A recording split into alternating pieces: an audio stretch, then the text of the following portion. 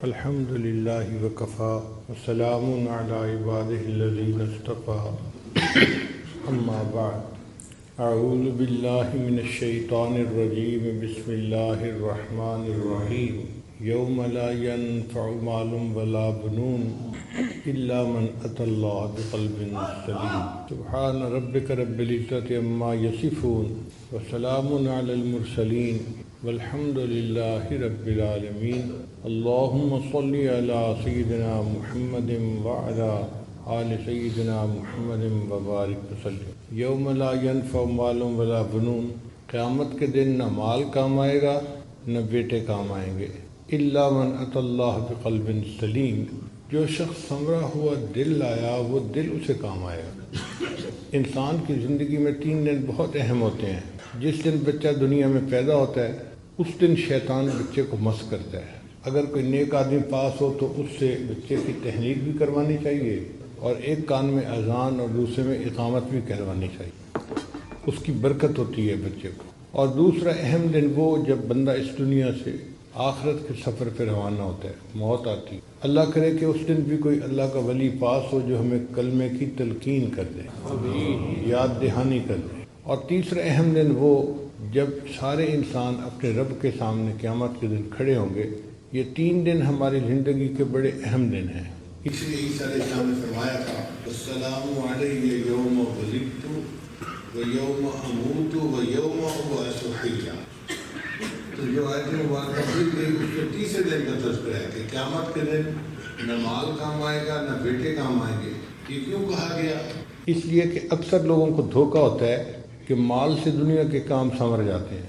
بہت سارے کام سنورتے ہیں، ہر کام نہیں سنورتا۔ آپ خود سوچئے کہ مال سے انسان کتاب تو خرید سکتا ہے، علم تو نہیں خرید سکتا۔ مال سے انسان اچھا کھانا تو خرید سکتا ہے، اچھی صحت تو نہیں خرید سکتا۔ مال سے انسان کسی کی چاپلوسی کو تو خرید سکتا ہے، کسی کے دل کی محبت کو تو نہیں خرید سکتا۔ مال سے انسان اینک تو خرید سکتا ہے، بینائی کو تو نہیں خرید سکتا۔ تو دنیا میں بھی مال سے ہر کام نہیں ہوتا، اور آخرت میں تو کوئی کام ہی نہیں ہوگا مال سے۔ اور کچھ لوگوں کو بیٹوں کا بھی بڑا ناز ہوتا ہے، میرے 5 بیٹے ہیں، ایک مجسٹریٹ ہے، ایک ڈی سی او ہے، ایک فلاں ہے، ایک فلاں ہے، ایک فلاں ہے۔ تو مطلب یہ ہوتا ہے کہ مجھے کوئی بھی مسئلہ ہوا تو بیٹے کام آئیں گے۔ تو اللہ تعالیٰ نے فرما دیا کہ قیامت کے دن کوئی بیٹا کام نہیں آئے گا۔ پھر سوال پیدا ہوتا ہے کہ کیا چیز کام آئے گی؟ اللہ فرماتے ہیں الا من اتی اللہ بقلب سلیم، جو شخص سنورا ہوا دل لایا وہ دل اسے کام آئے گا۔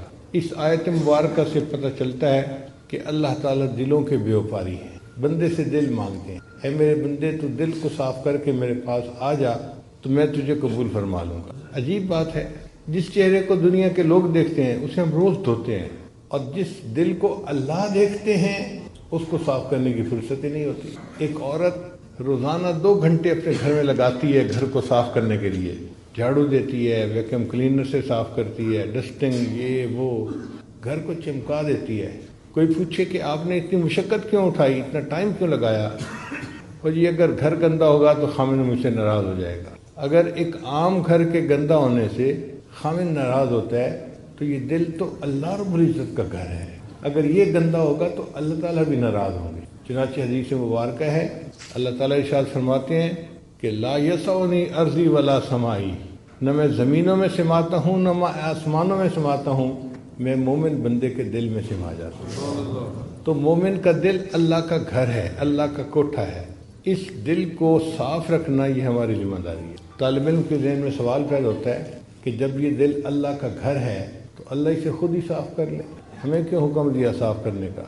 علماء نے جواب دیا کہ جب گھر کسی کو استعمال کے لیے کرائے پہ دیا جائے تو گھر کو صاف رکھنا مالک کی ذمہ داری نہیں ہوتی، کرایہ دار کی ذمہ داری ہوتی۔ اس لیے دنیا میں اللہ نے ہمیں حکم دیا میرے بندو تم میرے گھر کو صاف رکھو، اور اگر تم گھر کو گندہ رکھو گے تو پھر میں بھی تم سے ناراض ہو جاؤں گا۔ یہ دل انسان کا عجیب ہے۔ نبی علیہ السلام نے ارشاد فرمایا ان فی جسد بنی آدم لمضغہ، بنی آدم کے جسم میں گوشت کا ایک لوتھڑا ہے، اذا فسدت فسد الجسد کلہ، جب وہ بگڑتا ہے تو پورے جسم کے اعمال بگڑ جاتے ہیں، اور جب وہ سنورتا ہے تو پورے جسم کے اعمال سنور جاتے ہیں۔ الا وہی القلب، جان لو اس کا نام دل ہے۔ تو دل کے سنورنے سے انسان سنورتا ہے، اور دل کے بگڑنے سے انسان بگڑتا ہے۔ اس لیے ہمیں چاہیے کہ ہم اپنے دلوں پر محنت کریں اور اس کو سنواریں۔ آپ بتائیے، اگر آپ دودھ لینے کے لیے جائیں اور برتن کے اندر گندگی لگی ہو تو کیا دودھ دینے والا دودھ دے دے گا؟ وہ کہے گا میاں صاف برتن لاؤ تب میں اس میں دودھ ڈالوں گا۔ جب دودھ ڈالنے والا گندے برتن میں دودھ ڈالنا پسند نہیں کرتا، اللہ تعالیٰ بھی انسان کے گندے دلوں میں اپنے نور کو ڈالنا پسند نہیں فرماتے۔ وہ بھی کہتے ہیں میرے بندو ذرا اس کو چمکاؤ، اس کو ذرا صاف کرو۔ اب اس دل کو صاف کرنا یہ ہماری ذمہ داری ہے۔ یہ دل کیسے صاف ہوتا ہے؟ ذکر سے صاف ہوتا ہے۔ فکر کی گندگی ذکر سے دور ہوتی ہے۔ حدیث مبارکہ میں ہے کہ جب بندہ گناہ کرتا ہے تو دل پہ داغ لگ جاتا ہے، نیکی کرتا ہے تو دھل جاتا ہے وہ داغ، اور اگر پھر گناہ کرتا ہے تو اور داغ لگ جاتے ہیں، حتیٰ کہ داغ لگتے لگتے لگتے وہ دل بالکل ہی سیاہ ہو جاتا ہے۔ آج ہم اپنے دلوں کا جائزہ لیں تو ہمیں ایسے ہی نظر آئے گا کہ اتنے گناہ کیے کہ اب یہ دل سیاہ ہو گیا۔ پھر یہ دل سخت ہو جاتا ہے۔ جب ایک طویل مدت غفلت کی گزر جائے نا، اس کا نتیجہ یہ نکلتا ہے کہ دل سیاہ ہو جاتا ہے، دل سخت ہو جاتا ہے۔ زمین کا معاملہ بھی ایسی ہے، اگر کسی زمین پر کاشت نہ کی جائے لمبا عرصہ تو زمین سخت ہو کے بیکار ہو جاتی ہے۔ یہ دل کی زمین بھی ایسی ہے، اس پر محنت نہ کی جائے تو یہ غفلت کی وجہ سے دل سخت ہو جاتا ہے۔ بنی اسرائیل کے بارے میں اللہ فرماتے ہیں فَطَالَ عَلَيْهِمُ الْأَمَدُ فَقَسَتْ قُلُوبُهُمْ، ان پر ایک طویل مدت غفلت کی گزر گئی، ہم نے ان کے دلوں کو سخت کر دیا۔ تو غفلت کا لمبا عرصہ گزر جائے تو دل سخت ہو جاتا ہے، اور پھر اتنا سخت ہوتا ہے کہ پتھر سے بھی آگے نکل جاتا ہے۔ اللہ فرماتے ہیں ثم قست قلوبکم من بعد ذلک فہی کالحجارۃ او اشد قسوۃ، یہ پتھر بلکہ پتھروں سے بھی زیادہ سخت ہو گئے۔ اور پھر دلیل دی فإن من الحجارۃ لما يتفجر منه الانہار، کہ پتھروں میں سے چشمے جاری ہو جاتے ہیں۔ اور بعض ایسے پتھر ہیں کہ جو اللہ کے خوف سے کانپ اٹھتے ہیں۔ وَإِنَّ مِنْهَا لَمَا يَهْبِطُ مِنْ خَشْيَةِ اللَّهِ، اے انسان جب تیرا دل پتھر ہوتا ہے، یہ اللہ کے خوف سے نہیں کانپتا، یہ پتھروں سے بھی پرے پار ہو جاتا، پتھر سے بھی زیادہ سخت ہوتا۔ اب ہم سوچیں، ہم اپنے سینوں میں دل لیے پھر رہے ہیں یا اپنے سینوں میں سل لیے پھر رہے ہیں؟ ایک شخص حسن بصری رحمۃ اللہ کے پاس آیا، حضرت پتہ نہیں ہمیں کیا ہو گیا، ہمارے دل سو گئے۔ تو حسن بصری رحمۃ اللہ نے پوچھا بھئی کیا کہہ رہے ہو ہمارے دل سو گئے؟ کہنے لگا حضرت آپ درس قرآن دیتے ہیں، ہمارے دلوں پہ کوئی اثر ہی نہیں ہوتا اس کا۔ تو حضرت نے فرمایا اگر تمہاری یہ حالت ہے نا کہ درس قرآن سے دل پہ اثر نہیں ہوتا تو یہ نہ کہو دل سو گئے، بلکہ تم یوں کہو کہ دل مو گئے، مر گئے۔ اس نے حیران ہو کے پوچھا کہ حضرت کیا دل مر بھی جاتے ہیں؟ تو حضرت نے فرمایا ہاں، اگر کوئی بندہ سویا ہوا اسے جھنجھوڑا جائے وہ جاگ اٹھتا ہے، جو جھنجھوڑنے پہ نہ جاگے وہ سویا ہوا نہیں، وہ مویا ہوا۔ درس قرآن سنے بندہ اور پھر دل اثر قبول نہ کرے، یہ دل سویا ہوا نہیں، یہ دل مویا ہوا ہے۔ تو ہم اللہ سے یہ دعا کریں کہ اللہ ہمارے دلوں کو سنوار دے۔ اللہ نے قیامت کے دن دلوں کو دیکھنا ہے۔ ان اللہ لا ينظر الى صورکم ولا الى اموالکم، اللہ تعالیٰ نہیں دیکھتے تمہاری شکلوں صورتوں کو اور نہیں دیکھتے تمہارے مال پیسے کو، ولکن ينظر الى قلوبکم واعمالکم، اللہ تمہارے دلوں کو دیکھتے ہیں، تمہارے اعمال کو دیکھتے ہیں۔ ہم اللہ کا ذکر اتنا کریں کہ ہمارا دل اللہ کی محبت سے بھر جائے، لبریز ہو جائے، ایسی زندگی ہو کہ اللہ دل میں آ جائے، اللہ دل میں سما جائے، بلکہ سچ عرض کروں کہ اللہ دل میں چھا جائے، ایسی زندگی ہو۔ پھر اللہ تعالیٰ بندے سے خوش ہوتے ہیں، ہاں اس بندے نے میرے گھر کو صاف کیا اور اپنے دل کو نور سے بھر لیا۔ علماء نے ایک عجیب بات لکھی ہے، وہ فرماتے ہیں کہ اگر کسی گھر میں یا کمرے میں جاندار کی تصویر ہو تو حدیث مبارکہ میں آتا ہے کہ وہاں رحمت کا فرشتہ نہیں آتا۔ اگر کسی گھر میں کمرے میں جاندار کی تصویر ہے اس میں رحمت کا فرشتہ نہیں آتا تو جس دل میں کسی غیر کی تصویر ہوگی اس دل میں اللہ کی رحمت کیسے آئے گی پھر؟ اور آج دلوں میں تو پتہ نہیں کس کس کی تصویریں پڑی ہوئی ہیں۔ ما هذه التماثيل التي انتم لها عاكفون، یہ دل صنم خانہ بن گیا، بت خانہ بن گیا۔ سچ عرض کروں ہمارا دل گند خانہ بن گیا۔ تو اس دل کو صاف کیجئے اور محنت کیجئے، یہ ہماری زندگی کا مقصد ہے۔ کھانا کمانا، گھر بار، بیوی بچے، یہ ضروریات زندگی ہیں۔ مقصد زندگی انسان کا اپنے دل کو سنوارنا ہے تاکہ سنوار کے قیامت کے دن اللہ کے سامنے پیش ہو اور اللہ اپنے اس بندے سے راضی ہو جائیں کہ ہاں میرے بندے تو اپنے دل میں میری محبت کو بھر کے لایا ہے۔ قرآن مجید میں اللہ تعالیٰ ارشاد فرماتے ہیں ان اللہ اشترى من المؤمنین انفسهم واموالهم بان لهم الجنہ، اللہ نے ایمان والوں سے ان کی جانوں اور مالوں کو جنت کے بدلے خرید لیا ہے۔ اب ذرا طالب علم توجہ فرمائیں کہ اللہ نے یہ نہیں فرمایا کہ میں نے مومن کے جان اور مال کے بدلے جنت کو بیچ دیا ہے، اس لیے کہ بیچنے کی دو صورتیں ہوتی ہیں، یا تو بندہ حاجت مند ہوتا ہے مجبور ہو کے گھر بیچ دیا، گاڑی بیچ دی، پلاٹ بیچ دیا، یا پھر اس کو زیادہ فائدے کی توقع ہوتی ہے، 50 لاکھ کا پلاٹ خریدا تھا، 2 کروڑ قیمت لگے، چلو جی بیچ دیتے ہیں۔ اور یہ دونوں صورتیں اللہ کے بارے میں ممکن ہی نہیں، نہ اللہ کو کوئی حاجت ہے، نہ اللہ کو کسی سے فائدے کی توقع ہے، اس لیے اللہ تعالیٰ نے بیچنے کا لفظ ہی نہیں لگایا۔ اللہ کیوں بیچے بھائی؟ بات ہی اور طرح سے کی کہ میں نے جنت کے بدلے میں مومن کے جان اور مال کو خرید لیا ہے۔ اب بات تو سمجھ آ گئی کہ خریدنے کا لفظ کیوں کیا، لیکن طالب علم کے ذہن میں ایک اور اشکال پیدا ہوتا ہے کہ بھئی انسان کے پاس ذرا بھی پیسے ہو نا فالتو، تو سب سے پہلی چیز جو وہ خریدتا ہے نا وہ اپنا گھر ہوتا ہے۔ سب سے پہلے گاڑی نہیں خریدتا یا کچھ اور نہیں خریدتا، گھر خریدتا ہے۔ جی کرائے سے جان چھوٹے، اپنا گھر ہونا چاہیے۔ تو جب اللہ تعالیٰ خریدنا چاہتے تھے تو دل کا تو کہیں تذکرہ ہی نہیں کیا۔ اللہ نے فرمایا کہ میں نے مومن سے ان کے جان اور مال کو جنت کے بدلے خرید لیا ہے، تو دل کا تذکرہ کیوں نہیں کیا؟ مفسرین نے اس کا بھی جواب لکھا۔ انہوں نے فرمایا کہ اللہ نے کہا میرے بندے تیرا دل تو میرے لیے وقف ہو چکا، اور جو وقف کی جائیداد ہوتی ہے نا اس کی بیع و شراء کی اجازت نہیں ہوتی، وہ تو وقف ہے۔ اب دل تو تمہارا تھا ہی میرے لیے وقف، اس کے بعد تمہارے پاس جان اور مال بچا تھا، میں نے اس کو بھی جنت کے بدلے میں خرید لیا ہے۔ اب یہ دل کیسے سنورے؟ اس دل کے اندر بہت دنیا بسی ہوئی ہے، مال کی محبت، اولاد کی محبت، بیوی کی محبت، پتہ نہیں کسی دوست کی محبت، یہ محبت، کتنی محبتیں ہیں جو اس دل میں بسی ہوئی ہیں، ان کو نکالنا پڑے گا۔ جب یہ محبتیں دل سے نکل جائیں گی نا اور دل بالکل خالی ہو جائے گا تو یہ دل بالکل صاف ہو جائے گا۔ لیکن ان محبتوں کو کیسے نکالیں؟ اس کا طریقہ یہ ہے کہ اللہ کا ذکر کثرت کے ساتھ کریں۔ دل میں جتنی غیر کی محبتیں ہوتی ہیں نا، ما سوا کی محبتیں ہوتی ہیں، سب نکل جاتی ہیں۔ چنانچہ مفسرین نے ایک عجیب نقطہ لکھا ہے۔ حضرت اقبال تھانوی رحمۃ اللہ اپنی تفسیر بیان القرآن میں لکھتے ہیں کہ قرآن مجید کی ایک آیت ہے ان الملوک اذا دخلوا قریۃ افسدوها وجعلوا اعزۃ اہلها اذلہ۔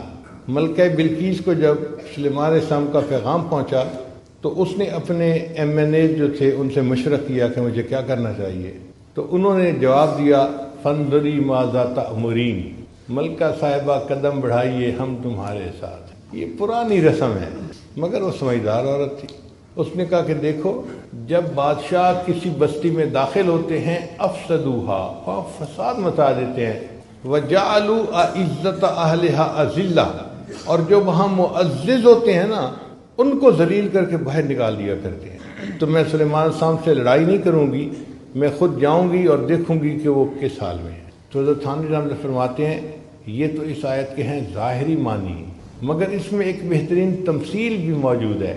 وہ تمثیل کیا کہ اگر ملوک سے مراد اللہ کا نام لے لیا جائے، مالک الملک کا نام، اور قریہ سے مراد یہ دل کا قریہ، دل کی بستی لے لی جائے، تو پھر اس آیت کا مفہوم یہ بنے گا ان الملوک اذا دخلوا قریۃ، جب اللہ کا نام انسان کے دل کے اندر داخل ہوتا ہے افسدوها، انقلاب مچا دیتا ہے، وجعلوا اعزۃ اہلها اذلہ، اور دنیا جو اندر معزز بنی ہوتی ہے اس کو ذلیل کر کے باہر نکال دیا کرتا ہے۔ تو اللہ کا ذکر کثرت سے کرنے سے دل کے اندر سے ما سوا کی محبتیں نکل جاتی ہیں اور انسان کا دل اللہ کی محبت کے لیے خالی ہو جاتا ہے۔ چنانچہ حضرت اقدس تھانوی رحمۃ اللہ کے خلیفہ تھے حضرت خواجہ مجذوب رحمۃ اللہ علیہ، انہوں نے ایک شعر کہا، وہ حضرت تھانوی رحمۃ اللہ کو اتنا پسند آیا کہ فرمایا اگر میں صاحب استطاعت ہوتا تو 1,00,000 روپیہ اس شعر کے کہنے والے کو انعام کے طور پہ دے دیتا۔ یہ وہ زمانہ تھا جب استاد کی تنخواہ 2 روپے اور 3 روپے ہوتی تھی۔ آپ سوچئے جب 2 روپے اور 3 روپے مہینے کی تنخواہ ہو تو 1,00,000 روپے کی کیا قیمت ہوگی۔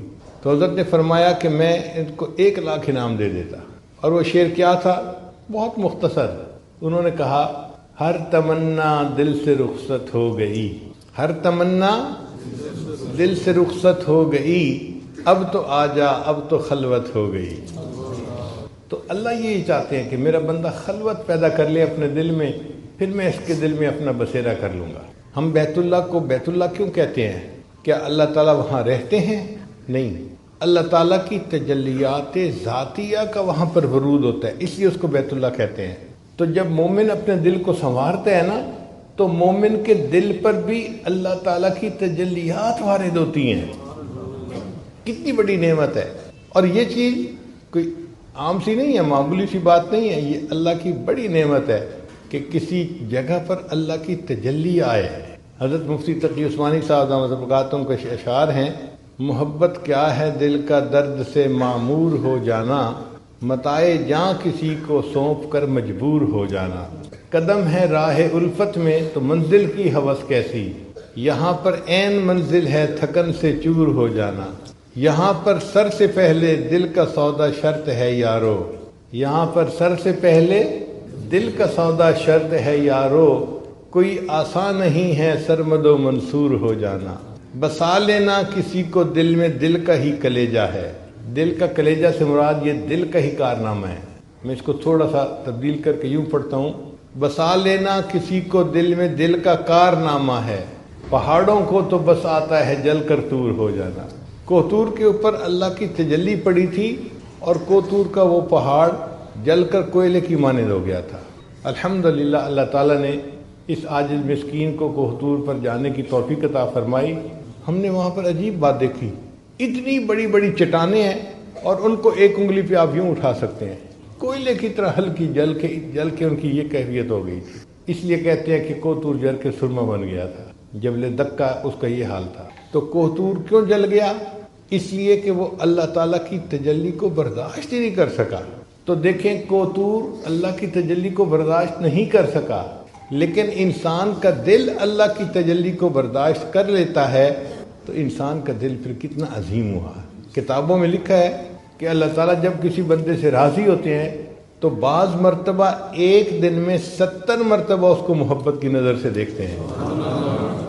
اللہ تعالیٰ ایک دن میں اپنے بندے کے دل کو 70 مرتبہ محبت کی نظر سے دیکھتے ہیں، اور بندہ اس تجلی کو برداشت کر لیتا ہے۔ یہ انسان کو اللہ نے کمال دیا ہے، اور کسی چیز میں یہ کمال نہیں ہے۔ اس لیے انسان کا دل جو ہے یہ عظیم ہے۔ فرشتے بھی حیران ہوتے ہیں انسان کی عظمت کو دیکھ کے کہ یہ کیسا عظیم انسان ہے، اللہ کی تجلی کو برداشت کر جاتا ہے، اللہ کی محبت اس کے دل میں ہے، اس کا دل اللہ کی محبت سے بھر چکا ہے۔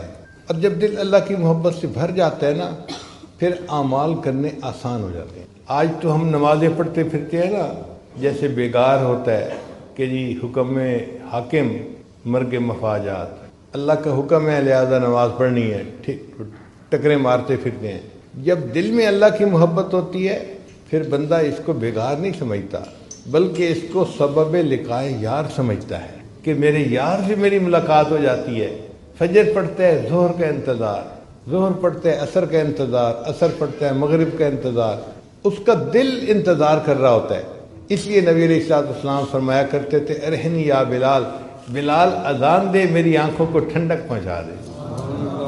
تو نماز پڑھ کے مزہ آتا ہے، بندے کو لطف آتا ہے۔ ہم نمازیں پڑھتے ہیں ثواب کی خاطر، بھائی وقت ہو گیا اشراق کا، پڑھ لو، ایک حج ایک عمرے کا ثواب ملے گا، اور ہم لپک کے 2 رکعت پڑھ لیتے ہیں کہ جی ہمیں بھی ثواب ملے گا۔ لیکن جو اللہ کے عاشق ہوتے ہیں وہ ثواب کو نہیں دیکھتے، ان کو تو سواد مل رہا ہوتا ہے، وہ اس کی وجہ سے پڑھتے ہیں۔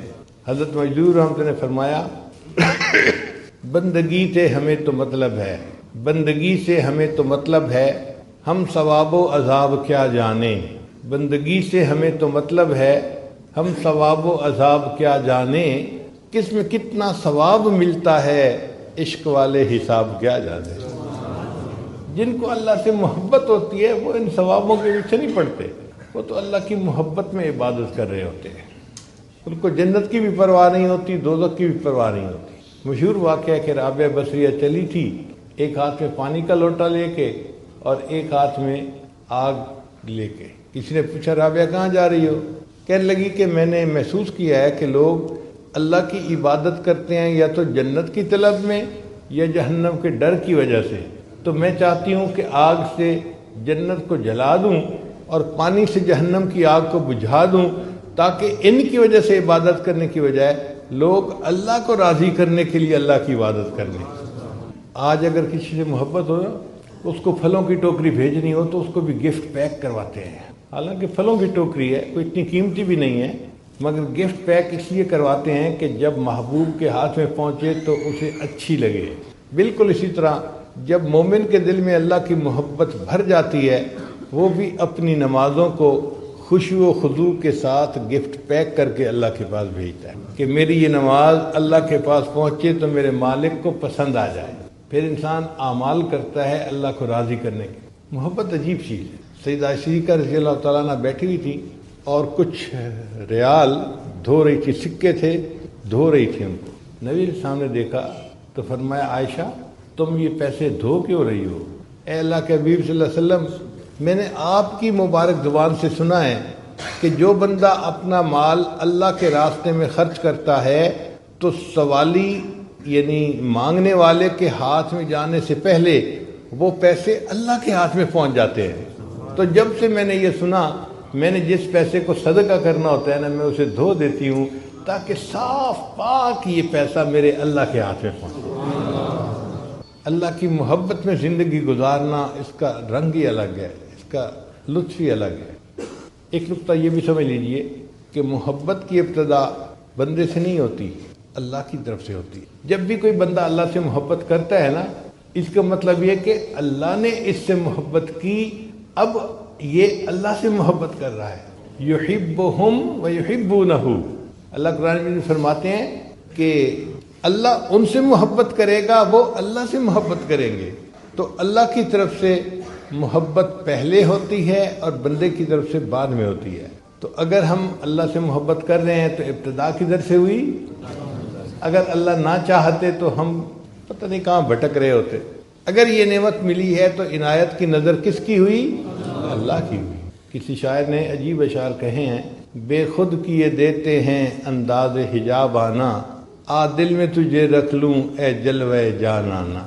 اے اہل کرم مجھ پر اتنا تو کرم کرنا، جب جان لبوں پر ہو تم سامنے آ جانا۔ پھر اگلا شعر بڑا عجیب ہے، کیوں آنکھ ملائی تھی، کیوں آگ لگائی تھی۔ جب کسی سالک کے اوپر قبض کی کیفیت طاری ہونا اور کچھ کیفیات نہ محسوس ہو رہی ہوں، اس وقت اس شعر کو پڑھے بندہ تنہائی میں بیٹھ کے تو عجیب مزہ آتا ہے۔ کیوں آنکھ ملائی تھی، کیوں آگ لگائی تھی، اب رخ کو چھپا بیٹھے کر کے مجھے دیوانہ۔ دنیا میں مجھے تم نے اپنا تو بنایا ہے، محشر میں بھی کہہ دینا یہ ہے میرا دیوانہ۔ کیا لطف محشر میں میں شکوے کیے جاؤں، کیا لطف محشر میں شکوے کیے جاؤں، وہ ہنس کے کہے جائیں دیوانہ ہے دیوانہ۔ اللہ کی ایسی محبت ہو کہ جب اللہ کے دربار میں پہنچے تو اللہ بھی یہ کہہ دیں یہ میرا دیوانہ تھا، یہ مجھ سے محبت کرنے والا میرا بندہ تھا۔ ایسی اللہ کی محبت دل میں آ جائے۔ جن کو اللہ سے محبت ہوتی ہے نا، وہ پھر اللہ کے لیے ہر سب کچھ قربان کرنے کے لیے تیار ہوتے ہیں، سب کچھ قربان کرنے۔ ان کے اوپر آزمائشیں آتی ہیں، مشقتیں آتی ہیں، لیکن وہ اس کو محبوب کی طرف سے عطیہ سمجھتے ہوئے خوش ہو کے قبول کرتے ہیں۔ ان کی زبان پہ شکوے نہیں ہوتے۔ ہم جو اللہ تعالیٰ کے سامنے شکوے کرتے پھر رہے ہوتے ہیں نا، اس میں محبت کی کمی ہوتی ہے۔ ہم حقیقت کو سمجھتے نہیں، چھوٹی چھوٹی باتوں پہ شکوے کرتے ہیں، بچہ بیمار ہو گیا، یہ ہو گیا، فلاں ہو گیا، نوکری نہیں ملی۔ بھئی یہ روزمرہ کے معاملات ہیں۔ جس رب نے کائنات کو بنایا ہے اس رب کو کائنات کا نظام چلانے دو نا۔ کیوں یہ چاہتے ہو کہ ہماری مرضی سے سب کچھ ہو جائے؟ ہم کیا حقیقت رکھتے ہیں؟ ہماری کیا اوقات ہے؟ ٹھیک ہے ہم نے دعا مانگی تھی، اس شہنشاہ کی مرضی چاہے تو قبول کرے چاہے تو قبول نہ کرے۔ ہم بندے ہیں تو بندے بن کے رہے نا۔ ہم پتہ نہیں اپنے آپ کو کیا سمجھنے لگ جاتے ہیں۔ عجیب بات ہے کہ دعا بھی مانگتے ہیں تو عجیب طریقے سے، اللہ میری بیٹی کو رشتہ مل جائے، میرے بیٹے کو نوکری مل جائے۔ جیسے صبح صبح فور مین آتا ہے نا اور ورکرز کو کام ذمہ لگاتا ہے، اکرم تم یہ کر لینا، اسلم تم یہ کر لینا، اور فلاں تم یہ کر لینا، فلاں تم یہ کر لینا۔ ہم بھی اللہ تعالیٰ کے ذمہ کام لگا رہے ہوتے ہیں۔ اس کو دعا کہتے ہیں؟ دعا تو یہ ہوتی ہے کہ انسان عاجزی کے ساتھ اللہ کے سامنے سراپا سوال بن کے مانگ رہا ہو۔ جس فقیر نے 1 روپیہ مانگنا ہوتا ہے وہ کتنا لجاجت سے مانگتا ہے، ہاتھ بھی کانپ رہے ہوتے ہیں، کپڑے بھی پھٹے ہوئے پہنے ہوتے ہیں، شکل بھی مسکین بنائی ہوتی ہے، اور الفاظ کا چناؤ بھی ایسا ہوتا ہے کہ دل پہ اثر ہوتا ہے، اور وہ 1 روپیہ مانگ رہا ہے۔ ہم نے تو اللہ سے اللہ کو مانگنا ہے، تو ہمیں اللہ کے سامنے کتنی آہذاری کرنے کی ضرورت ہے۔ مگر یہ چیز محبت سکھاتی ہے، محبت نہ ہو تو سمجھ نہیں آتی۔ اس لیے اللہ تعالیٰ سے دعا مانگیں، اے اللہ ہمیں اپنی محبت عطا فرما دیجیے۔ نبی علیہ السلام نے دعا سکھائی، اللہم انی اسألک حبک، اے اللہ میں آپ سے آپ کی محبت کا سوال کرتا ہوں۔ آج ایسے نوجوان بہت نظر آئیں گے جو اللہ تعالیٰ سے گھر مانگتے ہیں، بیوی مانگتے ہیں، اولاد مانگتے ہیں، نوکری مانگتے ہیں۔ ایسے نوجوان بہت کم نظر آئیں گے جو رات کے اندھیرے میں اللہ کے سامنے بیٹھے رو رہے ہوں، اے اللہ میں آپ سے آپ ہی کو چاہتا ہوں، مجھے اپنی محبت عطا کر دیجیے، میرے دل کو اپنی محبت سے بھر دیجیے۔ اس طلب میں رکھنے والے نوجوان بہت کم ہیں۔ اس لیے ہمیں چاہیے کہ ہم اللہ کے طالب بنیں اور اللہ سے اللہ کی محبت مانگیں۔ اردو کے چند اشعار تو میں نے آپ کو سنائے، اب میں آپ کو فارسی کے بھی چند اشعار سنا دوں۔ یہ اشعار ہیں امیر خسرو رحمۃ اللہ علیہ، لیکن کیا غضب کے اشعار ہیں کہ انسان حیران ہو جاتا ہے۔ جان ز تن بردی و در جانی ہنوز، اے محبوب آپ نے میرے بدن سے جان تو نکال دی اور خود میری جان بن کے رہ گئے۔ جان ز تن بردی و در جانی ہنوز، درد ہا دادی و درمانی ہنوز، اے محبوب آپ نے مجھے درد تو عطا کی مگر اس کے درد کی دوا بھی تو آپ خود ہی ہیں۔ آشکارا سینام بے شگافتی، اے محبوب آپ کے پلکوں کے تیر نے میرے سینے کو چیر کے رکھ دیا۔ آشکارا سینام بے شگافتی، ہم چنا در سینہ پنہانی ہنوز، اور اس چیرے ہوئے سینے میں اے محبوب آپ ہی تو چھپ کے بیٹھے ہوئے ہیں۔ ملک دل کر دی خراب از تیغ ناز، اے محبوب آپ نے ناز کی تلوار سے میرے دل کے ملک کو خراب کر دیا۔ خراب سے کیا مراد؟ پہلے دنیا کی محبت تھی، بیوی کی محبت تھی، فلاں کی محبت تھی، فلاں کتنی محبتیں تھیں، دل آباد تھا۔ تیرے ناز کی تلوار ایسی چلی کہ سب محبتیں دل سے نکل گئیں تو دل تو ویران ہو گیا نا۔ ملک دل کر دی خراب از تیغ ناز، وَأَنْدَرِي ویران سلطانی ہنوز، اور اس ویرانے میں اے محبوب ابھی بھی حکمرانی تو آپ ہی کی ہے تو یہ ویرانہ، لیکن اس ویرانے میں حکمرانی کس کی ہے؟ اور آخری شعر تو بہت ہی لاجواب ہے، فرماتے ہیں قیمت خود ہر دو عالم گفتئی، اے محبوب آپ نے اپنے وصل کی قیمت 2 عالم رکھی ہے کہ دنیا اور آخرت کی کوئی خواہش نہیں ہونی چاہیے۔ قیمت خود ہر 2 عالم گفتئی، نرخ بالا کن کے ارزانی ہنوز، اے محبوب قیمت بڑھا دیجئے، آپ نے تو بہت سستی قیمت لگائی ہے، میں اس سے زیادہ قیمت دینے کے لیے تیار ہوں۔ تو جن کے دل میں اللہ کی محبت ہوتی ہے وہ تو اللہ کی خاطر سب کچھ قربان کرنے کے لیے تیار ہو۔ ان کا بس یہ دل چاہتا ہے کہ کاش اللہ کی محبت کرنے والوں میں ہمارا نام بھی شامل ہو جائے۔ جو اللہ سے محبت کرتے ہیں نا، پھر اللہ بھی ان سے محبت کرتے ہیں، اور حدیث پاک میں آتا ہے کہ اللہ فرشتوں کی محفل میں بیٹھ کر ان کا تذکرہ کرتے ہیں، فرشتوں کی محفل میں تذکرہ کرتے ہیں، میرا یہ بندہ دیکھو نوجوان بیوی پاس ہے، اگر چاہتا تو اس کے ساتھ وقت گزار سکتا تھا، لیکن یہ وضو کر کے مصلے پہ کھڑا ہوا تہجد پڑھ رہا ہے، مجھے اس بندے کی محبت پہ بہت ناز ہے۔ تیرے عشق نے مجھے غم دیا، تیرے عشق نے مجھے غم دیا، میرے غم کی عمر دراز ہو۔ یہ نہیں کہا کہ غم ختم ہو جائے، تیرے عشق نے غم دیا، اللہ میرے غم کی عمر دراز ہو جائے۔ تیرے عشق نے مجھے غم دیا، میرے غم کی عمر دراز ہو، وہ مقام آئے میرے خدا، میرے عشق پہ تجھے ناز ہو۔ ایسی کیفیت آ جائے اللہ کہ میرے عشق پہ آپ کو ناز ہو کہ میرا یہ بندہ مجھ سے کتنی محبت کرتا ہے، اور آپ فرشتوں کی محفل میں تذکرے کریں۔ تو جب اللہ کی محبت دل میں بھر جاتی ہے تو بندہ ہر وقت اللہ کی محبت میں اپنا وقت گزارتا ہے، 24 گھنٹے اللہ کی محبت میں وقت گزارتا ہے۔ ایک بزرگ تھے حضرت شبلی رحمۃ اللہ علیہ، یہ تذکرۃ الاولیاء میں واقعہ لکھا ہوا ہے۔ ان کے سامنے کوئی اللہ کا نام لیتا تھا نا تو ان کی عجیب کرامت تھی، جیب میں ہاتھ ڈالتے تھے اور گڑ کی ڈلی نکلتی تھی، اس بندے کو گڑ کھانے کے لیے دے دیتے۔ پھر دوسرے کی زبان سے اللہ کا لفظ نکلتا تو وہ اس کو گڑ کی ڈلی دیتے، ہر کسی کو گڑ کی ڈلی دیتے تھے۔ لوگ ان کے سامنے آ کے جان بوجھ کے اللہ کا نام لیتے تھے اور ان کو میٹھا کھانے کو مل جاتا تھا۔ تو کسی نے پوچھا، شبلی آپ یہ کیا کرتے ہیں کہ جو اللہ کا نام لیتا ہے اس کو کھانے کے لیے گڑ کی ڈلی دیتے ہیں؟ تو شبلی رحمۃ اللہ نے جواب دیا، جس منہ سے میرے محبوب کا نام نکلے میں اس منہ کو شرینی سے نہ بھر دوں تو اور کیا کروں۔ کیا محبت ہوگی اللہ کے ساتھ کہ جس منہ سے میرے محبوب کا نام نکلے میں اس منہ کو شرینی سے نہ بھر دوں تو اور کیا کروں۔ ہمیں بھی ایسی اللہ کی محبت ہو جائے نا نصیب کہ اس محبت کی حرارت ہمارا دل محسوس کر رہا ہو۔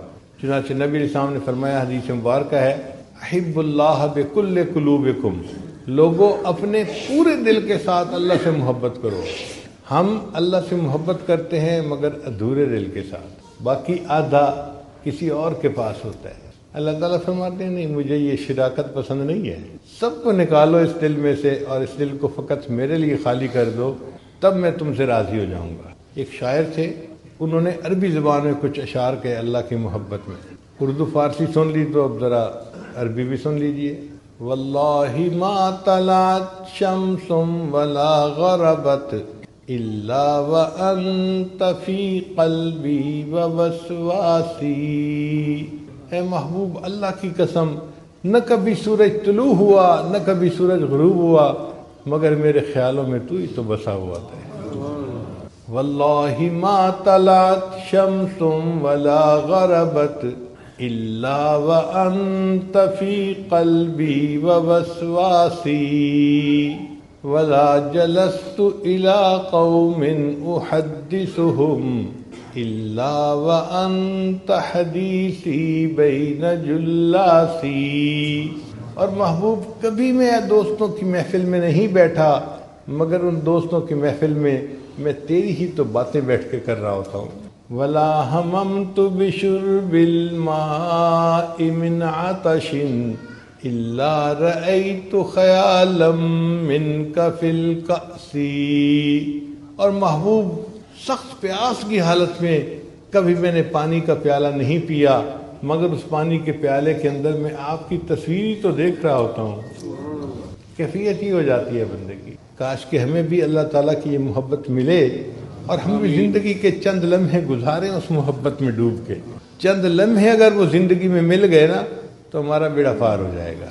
چنانچہ علماء نے لکھا ہے کہ اگر کوئی بندہ محبت کے ساتھ ایک مرتبہ اللہ کا نام لے، محبت کے ساتھ ایک مرتبہ اللہ کا نام لے، اس عمل کی وجہ سے یہ بندہ کبھی نہ کبھی جہنم سے نکال کے جنت میں بھیج دیا جائے گا۔ ایک مرتبہ جس نے زندگی میں محبت سے اللہ کا نام لیا۔ اب ذرا آپ بھی محبت سے اللہ کا نام کہہ کے دیکھیے، اللہ اللہ اللہ۔ شاعر نے کہا، تہلکا سا مچا دیتی ہے عرش آسمانی میں، تہلکا سا مچا دیتی ہے عرش آسمانی میں، جوانی جب محبت سے خدا کا نام لیتی ہے۔ جوان آدمی جب محبت سے اللہ کا نام لیتا ہے نا اللہ کا عرش بھی کانپ جاتا ہے۔ اللہ اس نوجوان سے بہت خوش ہوتے ہیں جو اللہ کی محبت میں ڈوب کے اللہ کا نام لے رہا ہو۔ حضرت خواجہ غلام فرید رحمۃ اللہ علیہ کا پنجابی زبان کا کلام ہے، وہ بھی سن لیجئے۔ فرماتے ہیں، ہور کہانی مول نہ بھاڑی، اور کوئی کہانی مجھے اچھی نہیں لگی، ہور کہانی مول نہ بھاڑی، الف ہی کو ہم بس وے میاں جی، اے میاں جی مجھے ایک اللہ کافی ہے، اس کے علاوہ کوئی کہانی مجھے اچھی نہیں لگتی۔ ہور کہانی مول نہ بھاڑی، الف ہی کو ہم بس وے میاں جی، بیتے دی میں کلوڑ نہ کائی، الف سے اللہ، بس مجھے الف کی ضرورت ہے، اس کے علاوہ جس کو ہم ماسوا کہتے ہیں نا اس کو وہ بیٹے کہہ رہے ہیں کہ مجھے بیٹے کی کوئی ضرورت نہیں ہے۔ ਹੋਰ ਕਹਾਣੀ ਮੂਲ ਨ ਭਾਣੀ, ਅਲਿਫ ਹੀ ਕੋ ਹਿਮ ਬਸ ਵੇ ਮੀਆਂ ਜੀ, ਬੇਟੇ ਦੀ ਮੈਕ ਲੋੜ ਨ ਕਾਈ, ਅਲਿਫ ਲਿਉਮ ਦਿਲ ਖਸ ਵੇ ਮੀਆਂ ਜੀ।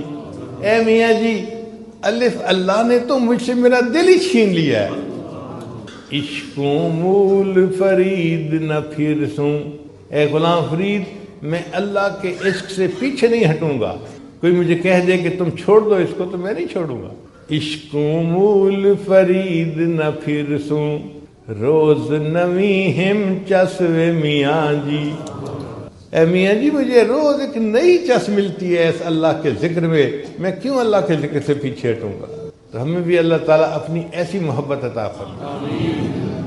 امام غزالی رحمۃ اللہ نے لکھا ہے کہ قیامت کے دن اللہ تعالیٰ ایک فرشتے کو فرمائیں گے اعلان کرو کہ مجھ سے محبت کرنے والے کہاں ہیں، تو فرشتہ اعلان کرے گا اللہ سے محبت کرنے والے عرش کے قریب ہو جائیں، تو کھربوں کھربوں کھربوں لوگ ہوں گے وہ اللہ تعالیٰ کے عرش کے قریب ہو جائیں گے۔ فرشتہ پوچھے گا بھئی تم اللہ سے محبت کرنے والے ہو، اس کی دلیل کیا ہے؟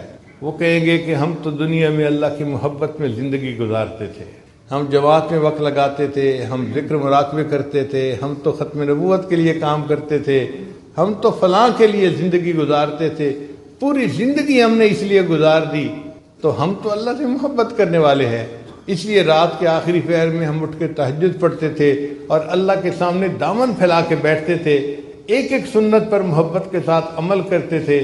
میں نے اپنے بیٹے کو حافظ بنایا، ایک بیٹے کو عالم بنایا، بیٹی کو عالمہ فاضلہ بنایا، پوری اولاد کو دین میں نے پڑھنے کے لیے لگا دیا، یہ میری اللہ سے محبت کی دلیل ہے۔ تو جب وہ یہ کہیں گے تو فرشتوں کو اللہ فرمائیں گے میرے فرشتوں یہ سچ کہہ رہے ہیں کہ انہوں نے اپنا سب کچھ دین کے لیے لگا دیا اور یہ میرے محبوب میرے انتظار میں، میرے دید کی انتظار میں یہ زندگی گزار کے آئے، اب ان کو کہہ دو کہ مجھے ان سے حساب لیتے ہوئے حیا آتی ہے، یہ جاؤ دنیا یہ جنت میں بلا حساب داخل ہو جائیں۔ تو جو اللہ سے محبت کرنے والے ہوں گے اللہ ان سے حساب کتاب نہیں لیں گے۔ بلے شاہ رحمۃ اللہ کا ایک شعر سنیے، عجیب کلام کیا ہے انہوں نے، فرماتے ہیں کورے کاغذ کتاب نہ ہوں دے، اگر میں خالی کاغذوں کو جلد باندھ کے کتاب بنا دوں تو اس کو کتاب تو نہیں کہیں گے، اس پر تو ایک لفظ بھی نہیں لکھا ہوا۔ تو کورے کاغذ کتاب نہ ہوں دے تے سارے پھول گلاب نہ ہوں دے، سارے پھول گلاب کے نہیں ہوتے، کوئی کوئی پھول گلاب کا ہوتا ہے۔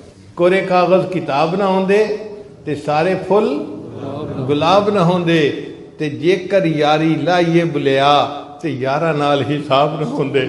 اور اگر یاری لگائے تو بلے شاہ یاروں سے پھر حساب نہیں کیا جاتا۔ جو اللہ سے دنیا میں یاری لگائے گا پھر اللہ قیامت کے دن اس سے حساب کتاب نہیں کریں گے، فرمائیں گے میرے بندے بلا حساب جنت چلے جاؤ۔ مسجد کا جو نام ہے مسجد مولانا احمد علی لاہوری، تو یہ بزرگ بھی وہ تھے جو اللہ سے محبت کرنے والے۔ آج دیکھو اللہ نے ان کا نام بھی جو ہے نا وہ سلامت رکھا ہوا ہے اور ان کا کام بھی سلامت رکھا ہوا ہے۔ ہم نے کتابوں میں پڑھا کہ حضرت لاہوری رحمۃ اللہ علیہ کثیر البکا تھے۔ کثیر البکا کا مطلب اللہ کا خوف غالب رہتا تھا اور بڑا جلدی آنکھوں سے آنسو آ جاتے تھے، بہت جلدی رو پڑتے تھے، تو کثیر البکا تھے۔ تو کتابوں میں پڑھا کہ خواب میں کسی کو نظر آئے اور اس کو بتایا کہ جب میری اللہ کے سامنے پیشی ہوئی تو اللہ نے مجھے فرمایا احمد علی تم اتنا کیوں روتے تھے، احمد علی تم اتنا کیوں روتے تھے؟